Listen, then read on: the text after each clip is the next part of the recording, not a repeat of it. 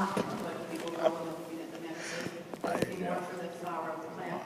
This is actually in England, GW Pharmaceuticals, where they're growing cannabis for a medicine called Sativex, which is an oral mucosal spray. It's a pharmaceutical grade whole plant extract. So they grow it in this place, and they're after the flowering part of the plant. And the other piece I want you to know right away is it's not the same as Marinol. Marinol is synthetic THC and sesame oil. And it's very confusing for me as a nurse to think that marijuana, the plant, is illegal. And Marinol, the pure THC, now that's the psychoactive piece in cannabis. That's legal in the United States. And for those who understand the cannabis plant, THC has its value, but clearly it does not have to value the full plant. I'm going to run through this because we don't have time, but you do need to understand it was a very popular medicine prior to the prohibition. This is Eli Lilly, the company's still around today. They made cannabis indica. This was a tincture. You'll notice this one, Cannabis Americana, Cannabis sativa, American grown. This is back in the 1950s, early days. If you look at the bottom, that says guaranteed by the Pure Food Journal, June 30, 1997. This was an established medicine. We've lost this medicine in time. Very important medicine. They made pills with cannabis. This is Stoddard Company in New York. Dysmanine was very important medicine for women with menstrual cramps. Cannabis is very helpful in calming down the cramping. Corn remedies, cannabis is very important. You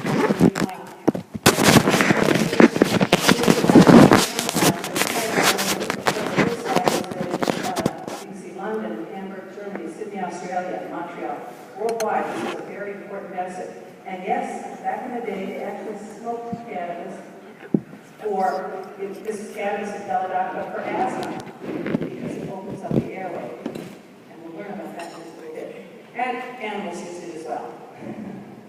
So, why did this, anyway, so what happens? We have the end of Prohibition, and reefer madness came about.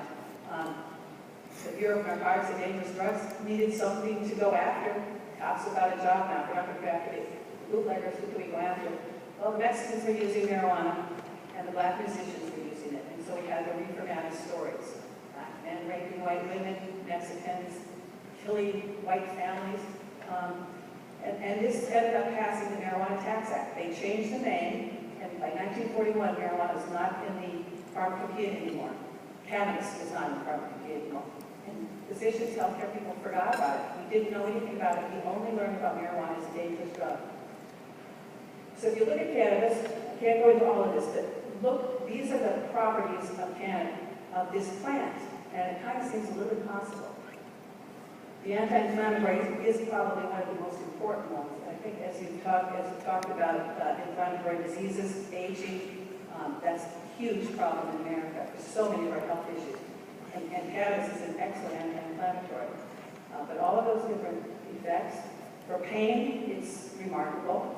I would say every patient I know, especially for neuropathic pain, who uses cannabis will literally, if not decrease their opiates, they may actually get off them completely. And their report is, I don't feel drugged anymore. I'm able to get about and do things. So all sorts of pains.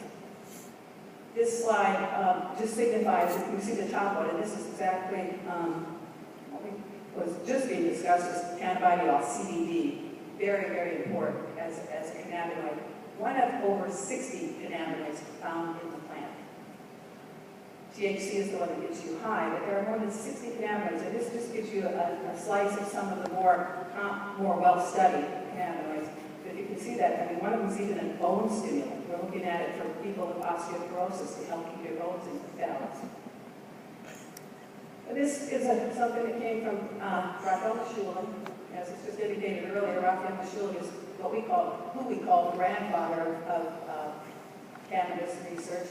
He first isolated THC in 1964. Raphael Mechoulam's at Hebrew University in Jerusalem. And he talks about this whole plant, as opposed to taking out a cannabinoid.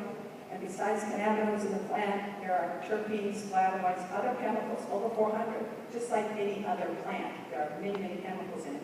But These chemicals work together, and it makes it a lot more safer. It makes it a lot more tolerated by the human body if you put them all together, calling it the entourage effect. And John McPartland's osteopathic physician who also says the same thing. The sum are greater than its parts. So if you take it wholly, it works better. This is what I want to talk about. And I'm just going to give you a little preview of it because I'm going to tell you where you can learn more. And I invite you all to learn about it. We all have an endocannabinoid system, an endogenous cannabinoid system. It's simply saying it's literally a molecular signaling system, and its main goal is to keep us in balance. It's what governs everything. When we think of the mind-body connection, you can think of the endocannabinoid system, because this is a signaling system on cells throughout our body. Very, very important. The sad part is, I'm going to go through the history, and as you see that, this, for the most part, is still not taught in med schools, still not taught in nursing schools. I can't understand why. And I can't understand why every network's not picking it up and telling people about this system. As I said, brand new discovery. When we look at the anatomy and physiology books, you're not seeing this in the old textbooks. None of us ever learned about it. So all of your practicing physicians, for the most part, don't know anything about this. But it was back in 1988, it was research in the United States. All this research, I must say, goes back to Raphael Mechoulam's lab in Israel.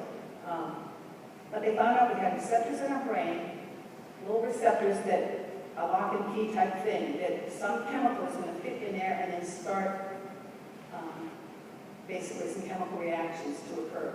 And every physiological process in our body, is that. We're having chemical interactions in our body that have us function anyway, whether we're breathing, our heart's beating, we're digesting food, whatever it is. There are all these processes going on all the time. Well, they found these receptors in our brain, and of course,